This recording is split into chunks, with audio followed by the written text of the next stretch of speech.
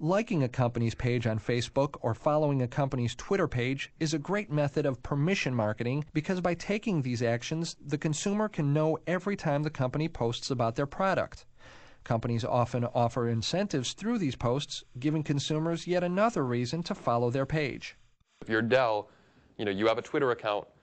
Instead of trying to follow tons of people and to coax them into following you back, Dell just says, okay, here we're going to offer some deals for people who follow us on Twitter.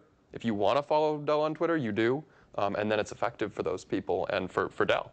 And with the abundance of advertisements on the internet, consumers are accustomed to seeing ads as more of a nuisance, something that's in the way of their information, and often pay no attention to them. Because of this, permission marketing has become more successful and effective. I think it's more successful now because the marketing landscape has changed.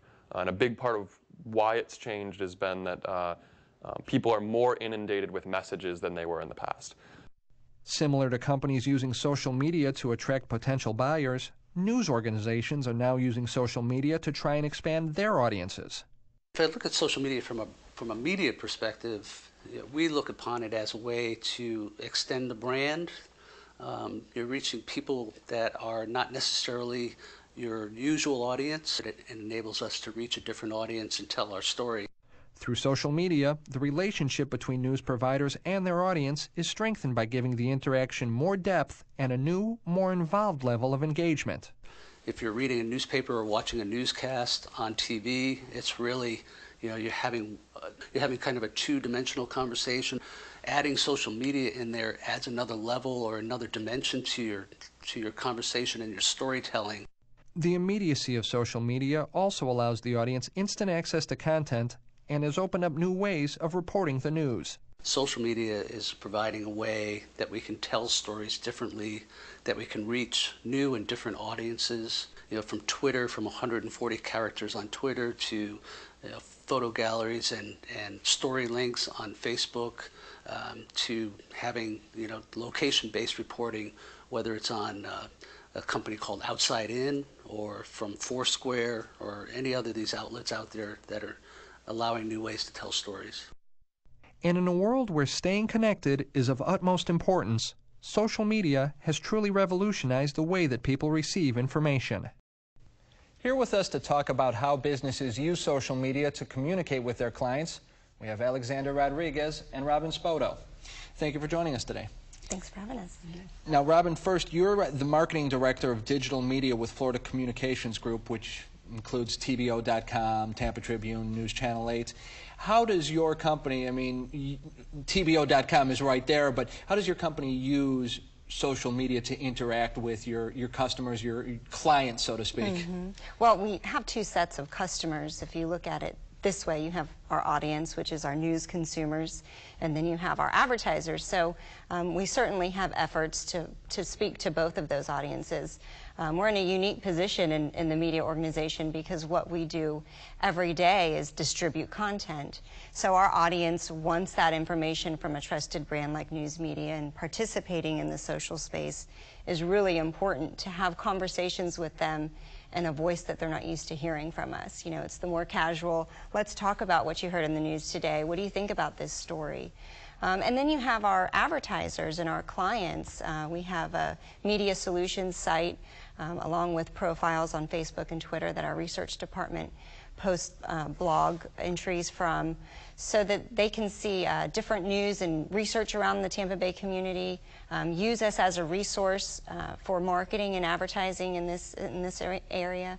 So meeting both of those audiences, there's strategies for both of them, but it's really important that we participate, and we have to do it every day in a very timely, relevant manner in both audiences. Alexander, you're with Mindclay Creative. They're a Tampa creative house. Do you believe, or do you feel that there's any sort of danger of disconnecting from maybe an audience that doesn't have the social media interest? Mm-hmm. Yeah, we deal with that often in our creative endeavors. We feel that right now our job is to raise awareness, increase word of mouth in anything we do. Right now, creative has changed from when we were 2 decades ago, where we were just trying to say, the message in the best way possible. How do we craft this message? Whereas now what we're trying to do is empower people to talk about these brands. How do we increase that, that word of mouth? How do we increase the social proof, which is basically people talking positively about your brand and other people seeing people talking about your brand. Alexander Rodriguez with Mind Clay Creative, Robin Spoto with Florida Communications Group. Thank you for the look at the front lines of marketing today and social media. Thank you for joining us. My pleasure. Thanks for having me.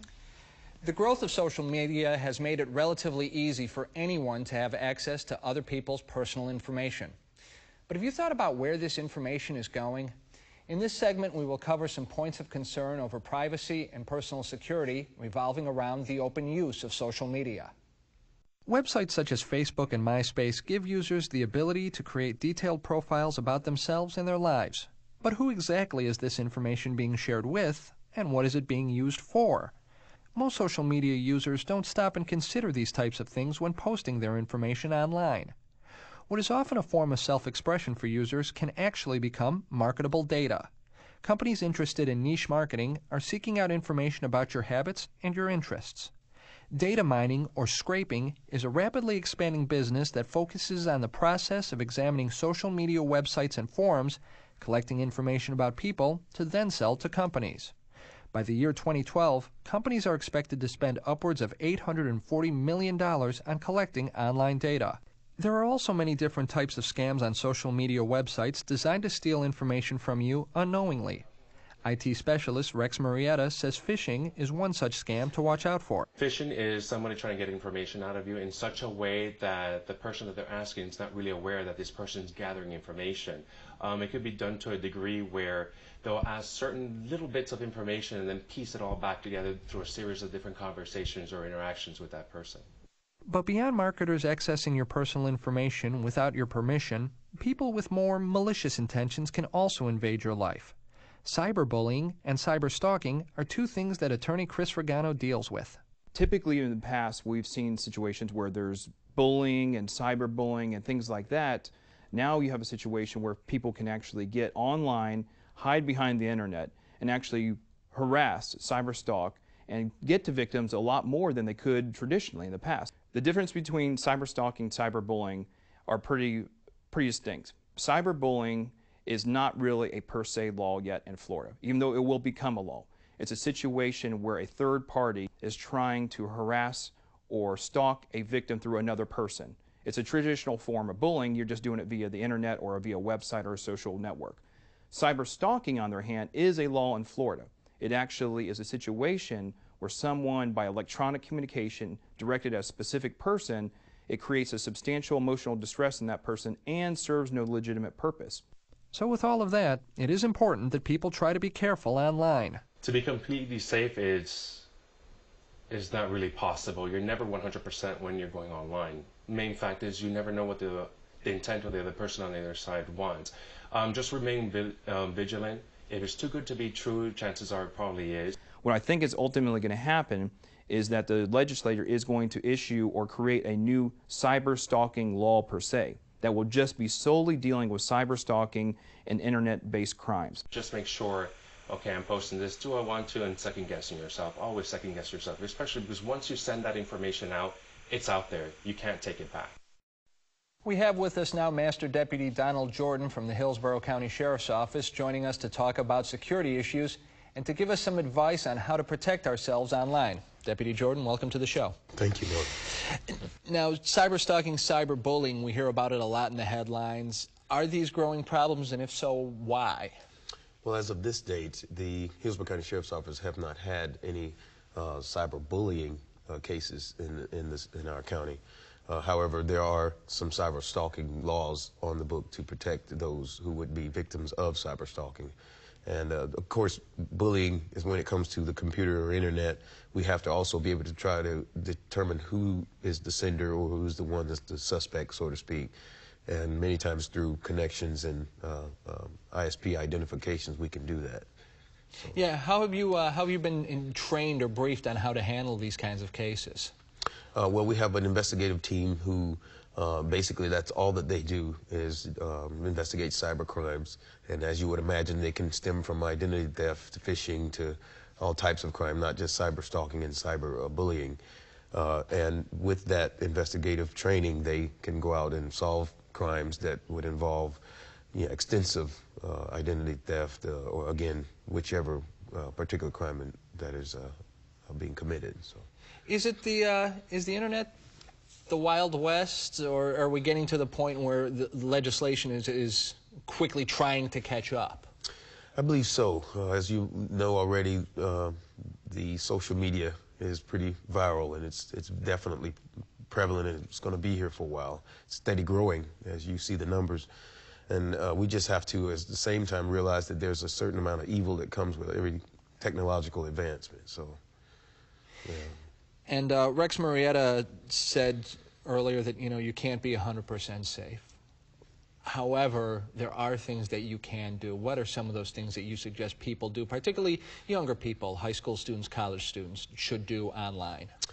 I would encourage them to, first of all, be careful, think before you click. If it's something that you're deciding to share with someone, make sure that you're within the parameters of the law before you do that. Anything that is obscene, unethical, immoral can be misconstrued as criminal, especially when it's people under 18, and can be used against you. So I would say be careful when you send, share, respond to, click on these different things. People are out there trying to fish to obtain information. So be mature about it, think about it, and even go online. There's a lot of different things they could do and places on the web that they can learn more about these type of particular crimes. NetSmarts is one of them that they could go, and teenagers and young adults alike can learn more. It's available in our public library system, and they utilize it as well. So. Okay. Hillsborough County Master Deputy Donald Jordan, thank you for your advice today. Thank you for joining us on the show. Thank you. As we reach the end of our program, it's important that we take a look at the future of social media and where it's taking our society, because there's one thing that we know for sure, and that's that social media is not a passing fad. It's going to be with us for a long time. I'd like to thank all of our guests for being here today. We really appreciate their contributions, and I'd also like to thank you for joining us for Talk of the Town. I'm Mark Schreiner.